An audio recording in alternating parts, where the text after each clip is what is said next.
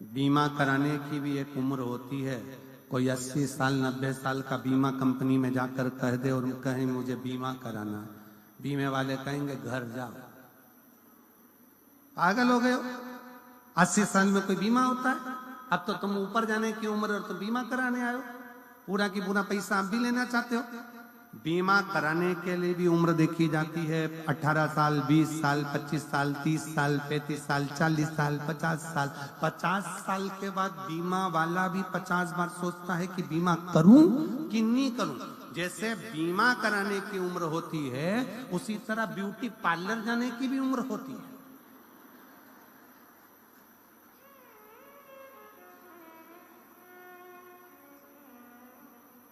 कोई 85 साल की, हाथ थर थर कांपे, मुंडे से पूरा सोफा सेट निकल गया,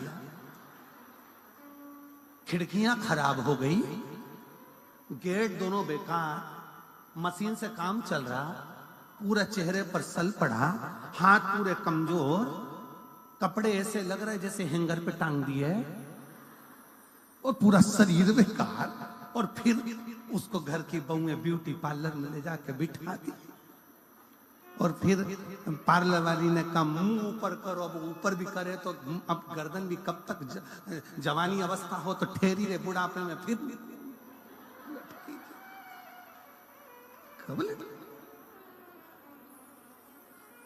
अब पार्लर वाली ने बेचारी ने चेहरे पर मेकअप करना चालू करा। हमारी सास का मेकअप कर दो, हमारी दादी सास है, मेकअप करो। तो एक एक्स्ट्रा लड़की बुलाई कि इसकी खाल ऐसे खींच खींच के पकड़ो, फिर खींच के, फिर खींच के,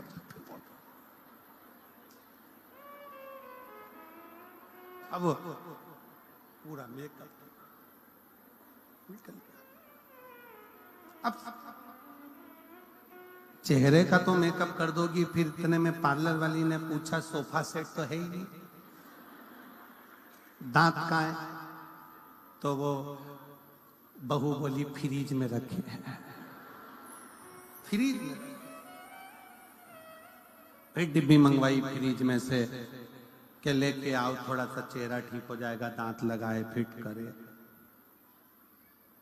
अब इतने में 95-80 साल की डोकरी बोली बूढ़ी अम्मा, लेंस लगा दो आंख।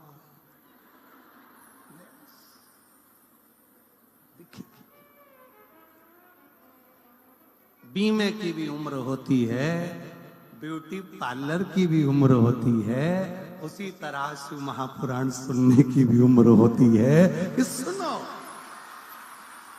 ये भी उम्र, शरीर साथ देगा नहीं, और कथा में जाकर बैठ भी जाओगे तो मन लगेगा नहीं, तो क्या मतलब कि काया को पाके तुम कभी अभिमान ना करो, काया को पाके तुम कभी अभिमान ना करो, माटी में मिल जाती है ये काया कभी कभी, मिलती है शिव नाम की भक्ति कभी कभी, होती है अपने सिरसा में शिव पुराण कभी कभी। बड़ी मुश्किल से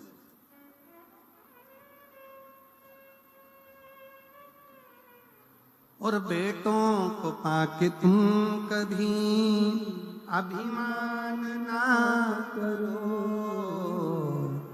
बेटों को पाके तुम कभी अभिमान ना करो,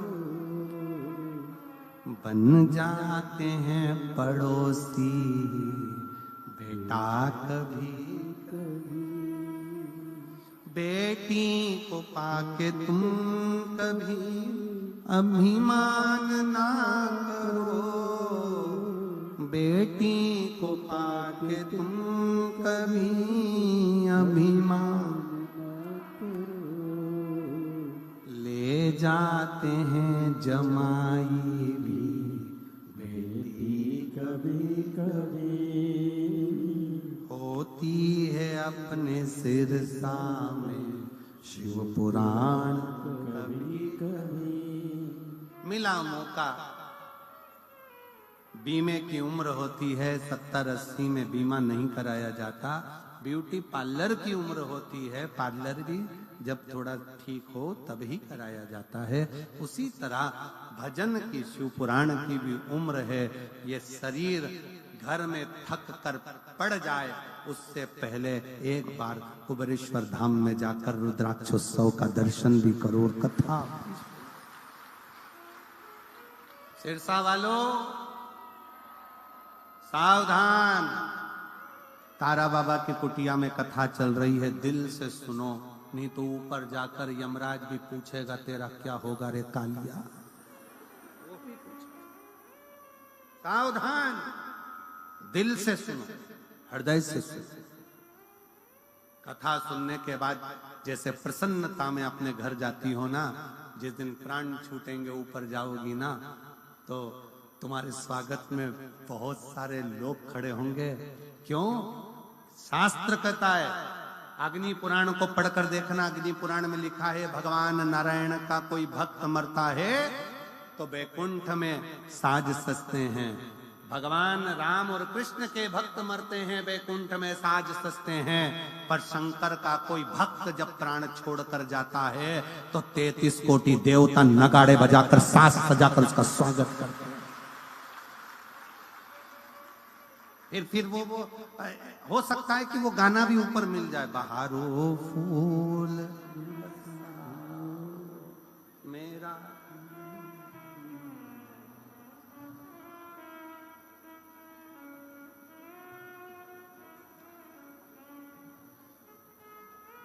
चांदनी रागनी गाओ,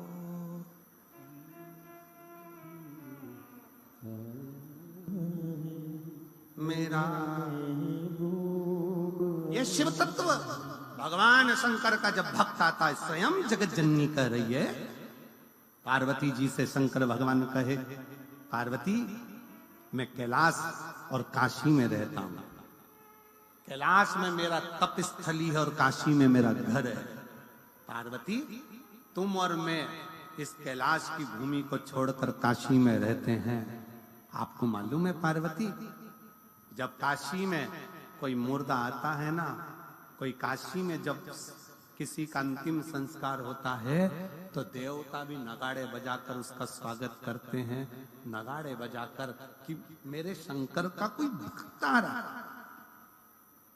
क्या अंतर है शिव के भक्त में और संसार के भक्त में? क्या अंतर है?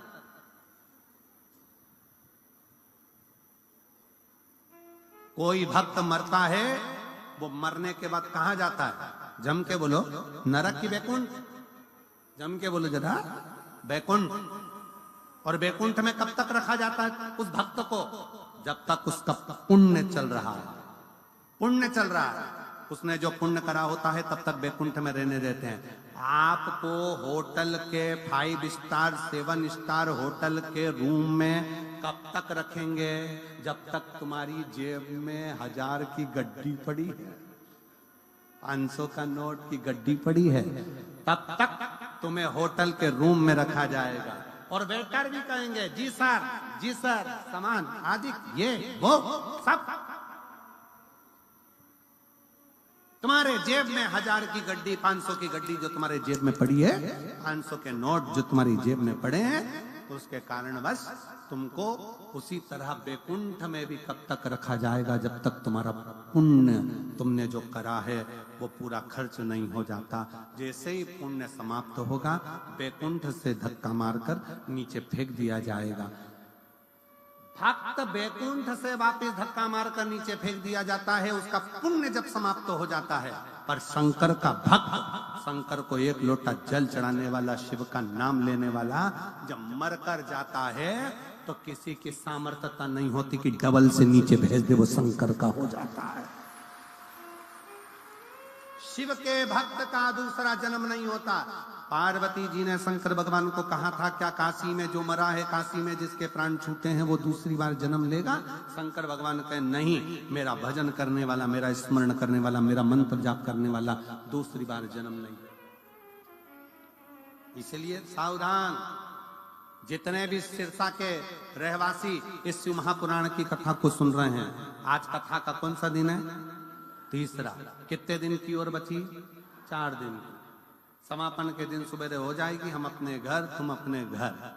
4 दिन की कथा और बची है। सिरसा वालों का भाग्य है कि कथा का रस तत्व ग्रहण करके अपने जीवन को उतारना और शंकर की भक्ति में ऐसे डूब जाना कि अगली बार जब बाबा अगर कथा कराए तो तुम्हारा भी पत्र यहाँ आए कि मेरे बाबा से मैंने मांगा था इसी पंडाल। और बहारो फूल, अरे गाओ गाओ। शिव का भक्त आया है, शंकर। सितारो रागनी गाओ, भोले का भक्त आया है, भोले का भक्त आया है। कितना कितना कितना शिव है,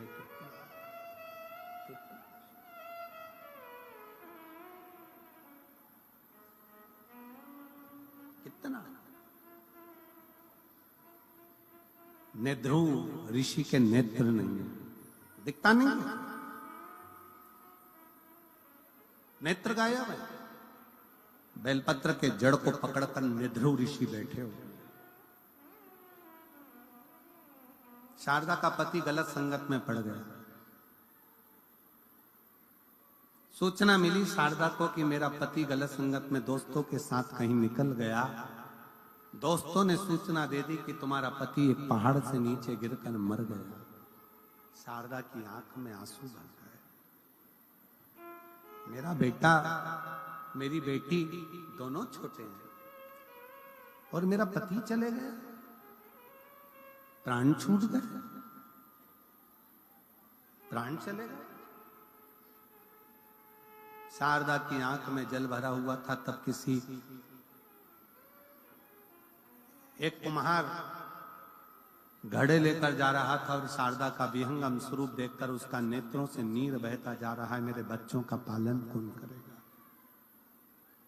कौन संभालेगा इन्हें? कुम्हार ने कहा शारदा से, बहन, ओ जीजी, ओ बहन, एक ऋषि रहते हैं 7 गांव छोड़कर, नेध्रुव ऋषि, जिनके नेत्र नहीं। तेरे मन में क्या दुख है? मेरा पति चले गया, मैं बेधव्य हो गई, मुझे सूचना मिली मेरा पति नहीं रहा, मेरे बच्चे छोटे। नेध्रुव ऋषि के पास जाओ। उस कुम्हार ने कहा, नेध्रुव ऋषि के पास? हाँ। रोती हुई शारदा बोलती है, इतना बड़ा दुख का पहाड़ गिर गया और तुम कह रहे हो कि वो ऋषि के पास, वो संत के पास, वो साधु के पास जाओ। ऐसे ना जाने कितने संत साधु होंगे। कुम्हार ने अपनी वाणी में कहा, शारदा मेरी बहन, मेरी जीजी, सुन, वो नेध्रुव ऋषि साधारण नहीं है, वो शंकर का परम भक्त है। उसके नेत्र नहीं है, पर पीपल की बेलपत्र की जड़ को पकड़कर बैठा रहता है और 1 सेकंड के लिए भी बेलपत्र की जड़ को छोड़कर बेलपत्र के वृक्ष के नीचे से जाता नहीं है और शंकर भगवान के नाम का जाप करता रहता है। और अगर कुम्हार कह रहा है किसी ऐसे शंकर के भक्त का जब दर्शन हो जाता है, कोई शिव के भक्त के पास में जब हम जाते हैं, शंकर की कथा में जब हम जाते हैं, शिव महापुराण में जब हम जाते हैं और कोई शिव भक्त का जब हम दर्शन करते हैं, तो आधा दुख तो हमारा वैसे ही समाप्त हो जाता है। शारदा जाओ, नेध्रुव ऋषि बैठे हैं, बेलपत्र की जड़ को पकड़कर,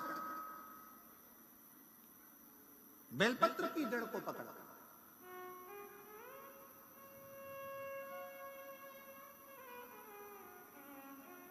कितना सुंदर वर्णन किया है।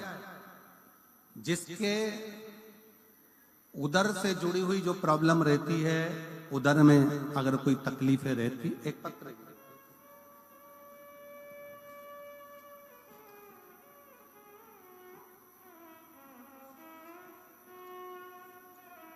पहले समझ लें उसको।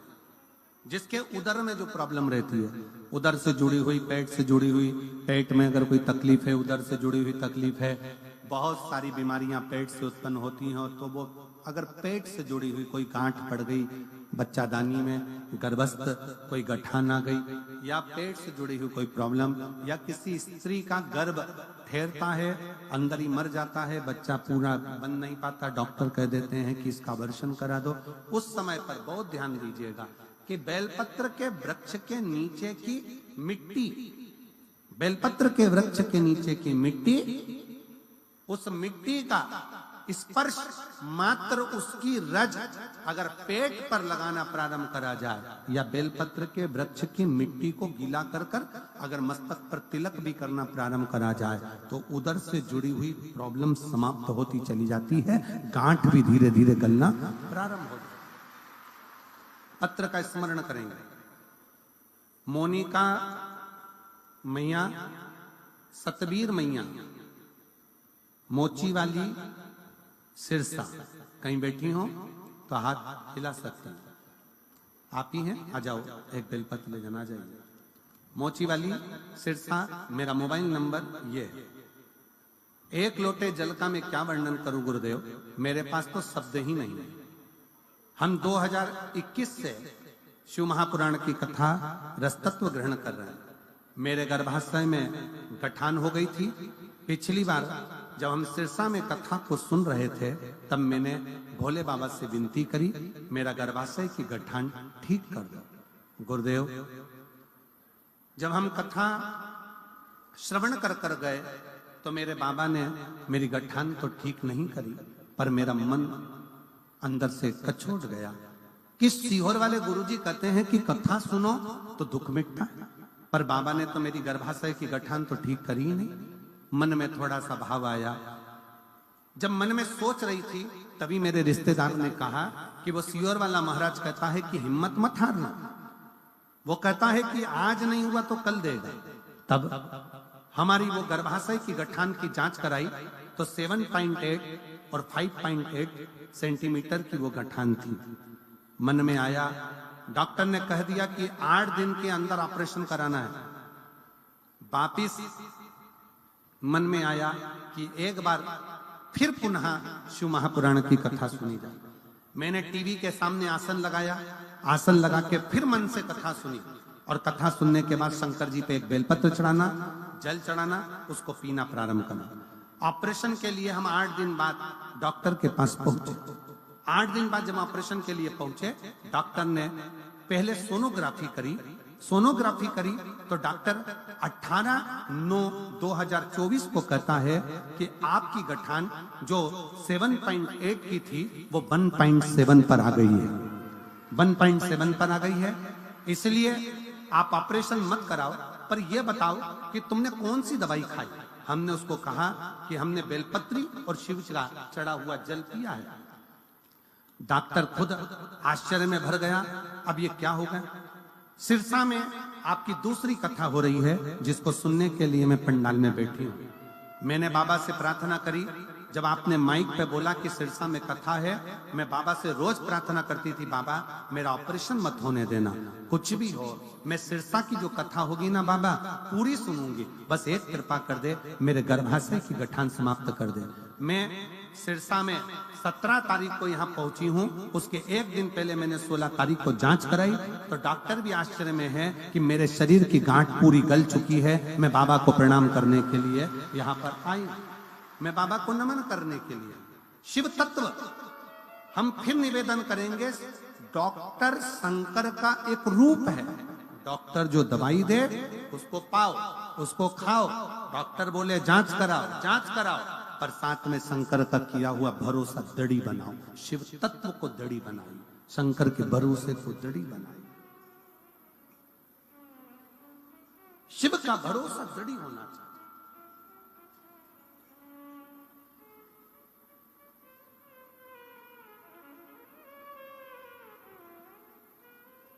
मेरे शंकर का किया गया भरोसा टूटे।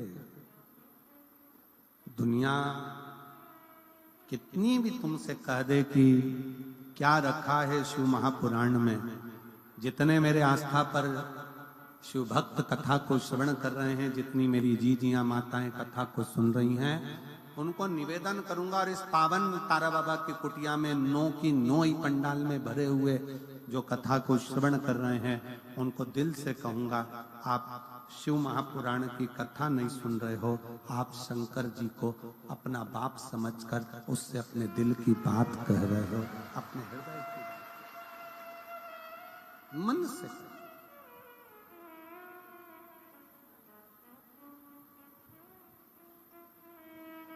शिव तत्व है। शारदा ने ध्रुव ऋषि के पास जा बेलपत्री की जड़ को पकड़ कर बैठे हैं। क्या वो ऋषि जिनकी आंख नहीं है, नेत्र नहीं है, वो तो मुझे देखेंगे ही नहीं? सावधान होकर सुनना। शारदा कह रही है उन्हें ऋषि के नेत्र नहीं है, वो मुझे देखेंगे नहीं। शिव महापुराण में स्वयं भगवान शंकर पार्वती जी से कहते हैं, जहां मौका मिल जाए वहां बैठकर शिव पुराण को सुनो। ये मत सोचो कि व्यास जी दिख नहीं रहे, ये मत सोचो सियोर वाला महाराज दिख नहीं रहा। शंकर भगवान कहते हैं, जो जहां बैठकर सुनता है मेरी कृपा दृष्टि उसी जगह पर पड़ जाती है, उसी स्थान पर, उसी जगह पर।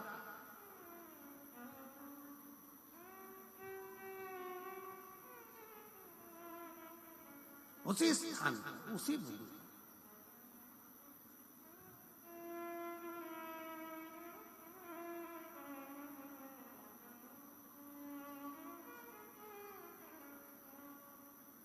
और शीश गंगा की धार, गले सर्पों का महादेवा,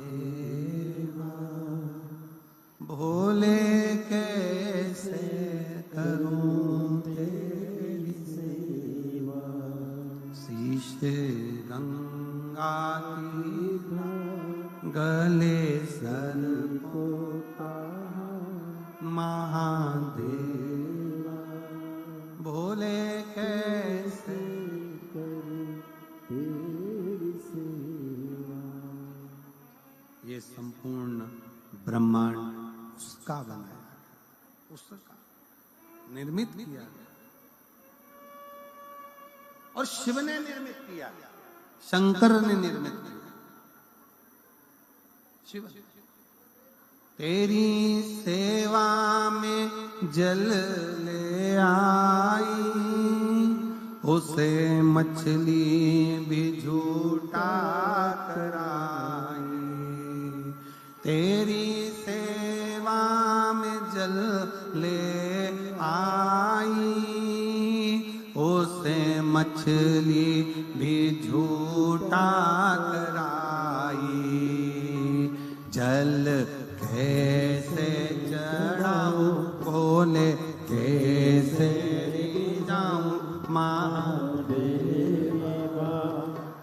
भोले कैसे करूं तेरी सेवा। शीश गंगा की धार, गले सर्पों का महादेवा, भोले कैसे करूं तेरी सेवा। शीश गंगा की धार, गले सर्पों का महादेवा, भोले कैसे करूं तेरी सेवा। शंभो।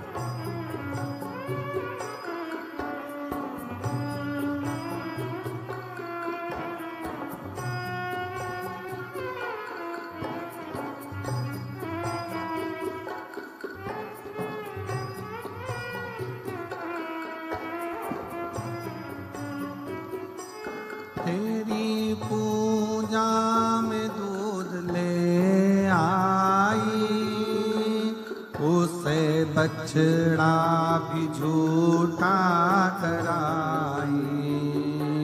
तेरी पूजा में दूध ले आई, उसे बछड़ा भी झूठा कराई। दूध कैसे चढ़ाऊं, बोले कैसे रिझाऊं महादेवा, बोले कैसे करूं तेरी सेवा। शीश गंगा की गले सरबोगा महादेवा, बोले कैसे करूं तेरी सेवा।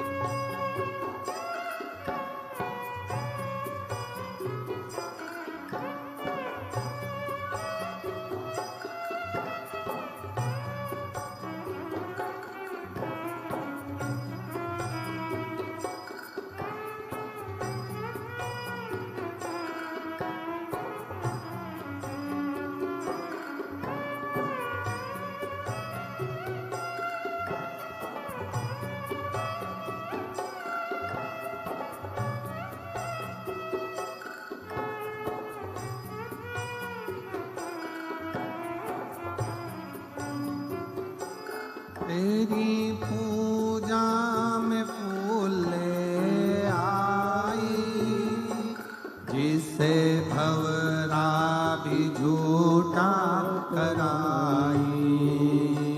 तेरी पूजा में फूल ले आई, जिसे भंवरा भी झूठा कराई।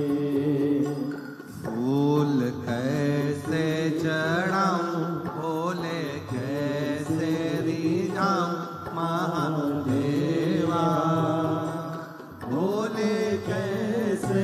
करूं तेरी सेवा। शीश गंगा की धार काले सर्पों का महादेवा। भोले कैसे करूं तेरी सेवा। भोले कैसे करूं तेरी सेवा। शीश गंगा की धार गले सर्पों का महादेवा। भोले कैसे करूं तेरी सेवा। भोले कैसे करूं तेरी सेवा। भोले कैसे करूं तेरी सेवा। भगवान देव अधिदेव महादेव हर हर महादेव। अपने स्थान पर बैठकर भगवान शिव से अपने मन का भाव बड़े दिल से हृदय से व्यक्त करें। भावों से प्रार्थना करें। बाबा देव अधिदेव महादेव को अपने मन का भाव दिल से करें। पीछे के जितने भी पंडालों में लोग बैठे हैं दिल से बाबा को प्रार्थना करिएगा। सारे पंडालों में जहाँ जहाँ पंडाल के बाहर पंडालों के अंदर जहाँ शिव भक्त बैठे हैं सब साथ में बोलिएगा। दिल से पुकारिएगा। साथ में सब उच्चारण करें।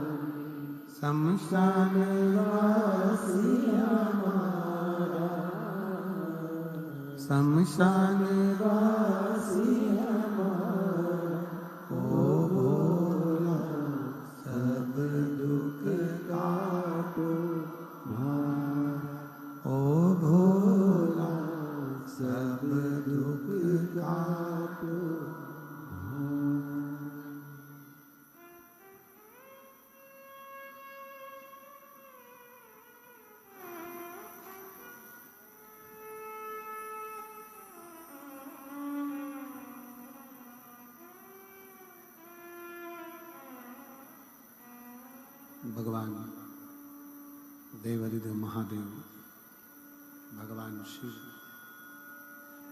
ओगरदानी, त्रिकालदर्शी, कैलाशी, अविनाशी शंकर की कथा कर रहे,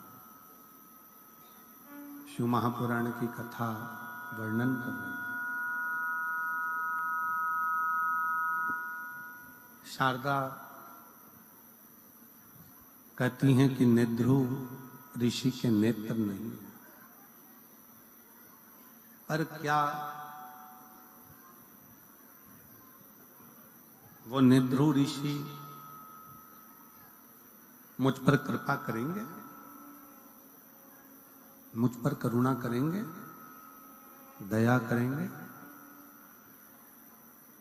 कुम्हार ने शारदा से कहा कि शंकर का जो भक्त होता है, शिव का जो उपासक होता है, शिव की भक्ति करने वाला, शंकर की भजन करने वाला, शिव नाम को जपने वाला जो होता है, मात्र उसका दर्शन ही कार्य की सिद्धि प्रदान कर देता है। मात्र दर्शन।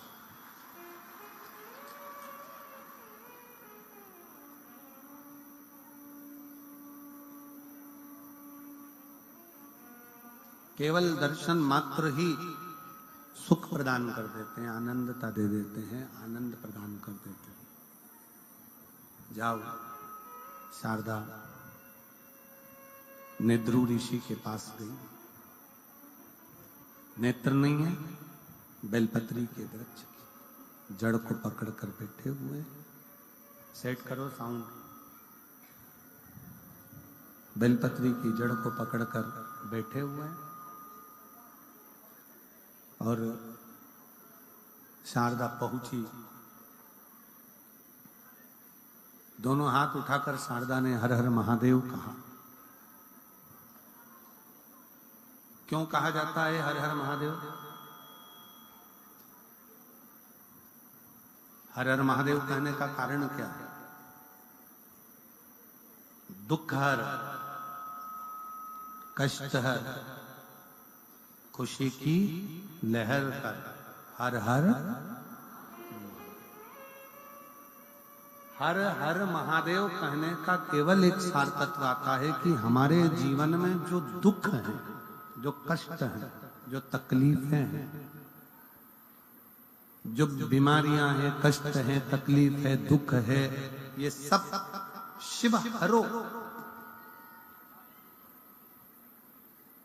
अभी हमने कथा में कहा कि डॉक्टर शंकर का एक रूप होते हैं। जब हमें दुख होता है, कष्ट आता है, शरीर में रोग आता है, तो अपन डॉक्टर के पास जाते हैं। किस भाव से जाते हैं? कि डॉक्टर शंकर का एक रूप है, वो हमारे बीमारी को ठीक करेगा। और यदि डॉक्टर ने जांच कर कर देख लिया कि तुम्हारे शरीर में यह कष्ट है, तो वो उस कष्ट का निवारण करेगा जरूर। उसी तरह शिव के पास पहुंचो, शंकर जी के पास पहुंचो, भगवान शंकर की भक्ति में पहुंचो, शंकर के भजन में पहुंचो, और एक लोटा जल जब तुम चढ़ाने के लिए जाओ तो मेरे शंकर पर पूर्ण भरोसा कर कर जाओगे, तो ये निश्चित है कि तुम्हारे दुख को शिव काटेगा। आप जाओ। कुछ पत्र हैं, देखो इन पत्रों में कितना सुंदर भाव लिखा है।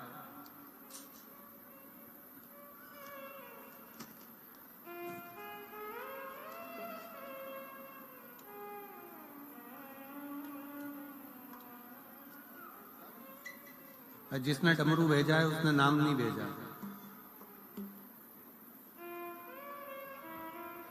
डमरू की आवाज से पहचान जाओ कि क्या नाम है। गुरुजी किन्ने भेजा है? आपने भेजा? आ जाओ। बेटा आया है क्या? इसको भी लिया। मेरा 14 साल का बेटा है जो बोलता नहीं था, जिसकी आवाज नहीं थी। हर डॉक्टर का इलाज करवाया पर इसकी आवाज नहीं आई। तब बाबा पर भरोसा कर कर शिव के मंदिर में जाकर एक लोटा जल समर्पित करना, बेलपत्र इसको खाने को देना। आज मैं बाबा को धन्यवाद देने के लिए आई हूं कि आज मेरा बेटा पूर्ण तरह से ठीक हो चुका है। मैं बाबा को धन्यवाद। शिव तत्व किसको कहते हैं? एक पत्र और बड़ा सुंदर है, देखिए।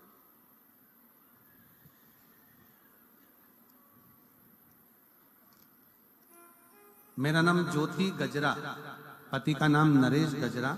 मैं राजस्थान श्री विजयनगर से आई हूँ।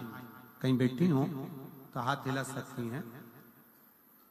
मेरा नाम ज्योति गजरा, पति का नाम नरेश गजरा, राजस्थान श्री विजयनगर से आई। अगर बैठी हो तो हाथ हिला सकती हैं। और बाहर के भी अगर पंडाल में हैं तो कार्यकर्ताओं से बोलकर आप बेलपत्र लेने के लिए आ सकते हैं। बाहर के भी अगर पंडालों में बैठी हैं तो आप बेलपत्र लेकर लेने के लिए आ सकते हैं। ज्योति गजरा, पति का नाम नरेश गजरा, मेरा मोबाइल नंबर ये है। एक लोटे जल का मैं क्या वर्णन करूं गुरुदेव। 2 साल पहले मेरे बच्चादानी में ऑपरेशन हुआ था जिसमें गांठ पड़ गई थी। डॉक्टरों ने बोला था सब ठीक है। फिर 1 महीने बाद फिर से मेरी बच्चादानी में मुझे दर्द होना चालू हुआ। डॉक्टर ने बोला आप सोनोग्राफी कराओ। सोनोग्राफी पर कराने पर पता चला कि डॉक्टर ने बताया कि वापिस गठान हो गई है और वो गांठ बहुत बड़ी है। डॉक्टर ने 3 दिन के अंदर ऑपरेशन करने का बोला। 3 दिन में मुझे ऑपरेशन करने का बोला और ऑपरेशन करना पड़ेगा। अब केवल 3 दिन मेरे पास में थे। मैं घर आई और ऑपरेशन की तैयारी घर के लोग करने लगे। तभी इतनी दुखी हो गई कि मेरी एक गांठ का ऑपरेशन हुआ और फिर गठान हो गई बड़ी।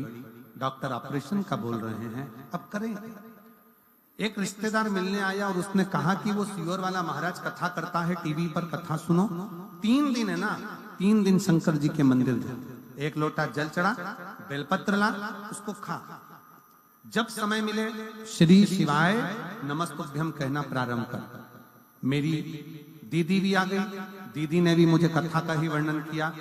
तब हमने डॉक्टर से फिर शाम को फोन कर कर कहा कि आप दवाई दे दो, हम 3 दिन में ऑपरेशन कराएंगे। मना नहीं।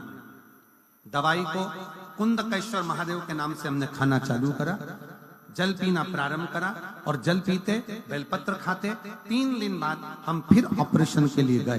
जब गए डॉक्टर ने दूसरी बार फिर जांच करी और जांच करने पर पाया कि मेरे शरीर में जो गांठ थी वो पूरी गल चुकी है। और डॉक्टर भी आश्चर्य में पड़ गया कि गठान 3 दिन के अंदर कैसे गल सकती है। शिव तत्व इसी को कहता है। एक पत्र और बड़ा सुंदर। मेरा नाम अर्चिता पाठक, ग्राम ग्यासरी उर्फ गांधी, ग्यासरी उर्फ गांधी, जिला बागपत, उत्तर प्रदेश से आई हूं। ग्राम ग्यासरी उर्फ गांधी, जिला बागपत, उत्तर प्रदेश की निवासी हूं। कहीं बैठी हैं आप ही हैं? आ जाओ, आ जाओ बेटा। उत्तर प्रदेश के निवासी हूं। 1 लोटे जल का मैं क्या वर्णन करूं गुरुदेव।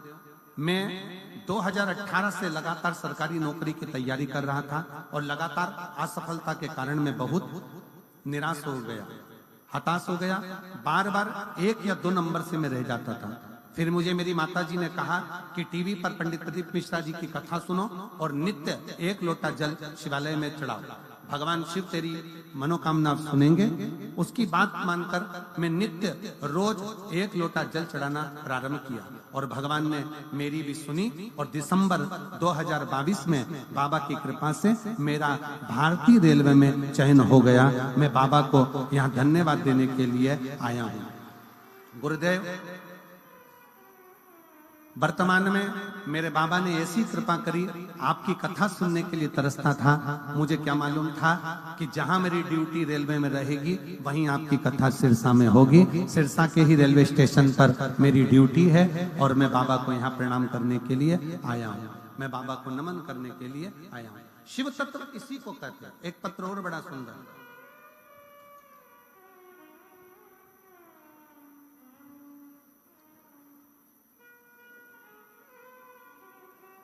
मेरे पति, पत्र है किसका है, सुनीता विनोद, दिल्लो, गांव रूपावास, जिला सिरसा, हरियाणा के निवासी हैं। कहीं बैठी हो तो हाथ ले, आप ही हैं, आ जाइए, बेलपत्र लेकर जाइए। मेरे पति पिछले 10 साल से बीमार थे, जिनको बीमारियों ने घेर रखा था और बहुत तरह के हमने गुरुग्राम, दिल्ली, चंडीगढ़ दिखाया पर फायदा नहीं हुआ। फिर आपकी कथा 2023 से सुनना प्रारंभ करी और 1 लोटे जल और बेलपत्र का क्या वर्णन करूं। शिवलिंग जी पर 1 लोटा जल चढ़ाते और वो जल लाकर अपने पति को देती, बेलपत्र चढ़ाती, वो लाकर देती। बाबा की कृपा से अब उनको एक भी दवाई की जरूरत नहीं है, वो पूर्ण तरह से स्वस्थ हैं। और मैं बाबा को धन्यवाद देने के लिए आई हूँ। मेरे पुत्र जो कि निरंतर असफल हो रहा था, उसकी नौकरी नहीं लग रही थी, और बाबा की कृपा से आज मेरे बेटे की सरकारी नौकरी लग गई है। मैं बाबा को धन्यवाद देने के लिए यहाँ पर आई हूँ। शिव जी को मैं प्रणाम करने के लिए आई हूँ। शिव तत्व इसी को कहते। हम तो बाबा के भरोसे चलते हैं, हम तो बाबा भरोसे चलते हैं। ये दुनिया वाले जलते, ये दुनिया वाले जलते, हम तो बाबा के भरोसे चलते हैं, हमें बाबा के भरोसे चलते हैं। शिव तत्व की प्राप्ति हो, भगवान शंकर ओघड़दानी हो। शारदा ने मन में विचार करा, शिव जी के सम्मुख में पहुंचकर नेध्रु ऋषि के सामने हर हर महादेव कहा। नेध्रु बाबा ने कहा कि शारदा तुम मेरे पास आई हो, कोई संत के पास, साधु के पास, गुरुजन के पास में अगर आता है तो कुछ ना कुछ तो फल बाबा देते जरूर हैं, और शिव की कृपा होती जरूर।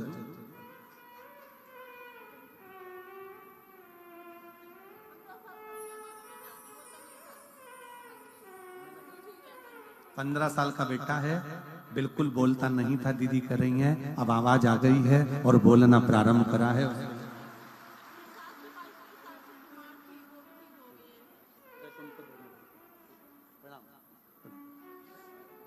शिव तत्व इसी को कहते हैं, शंकर का स्मरण इसी को कहते हैं।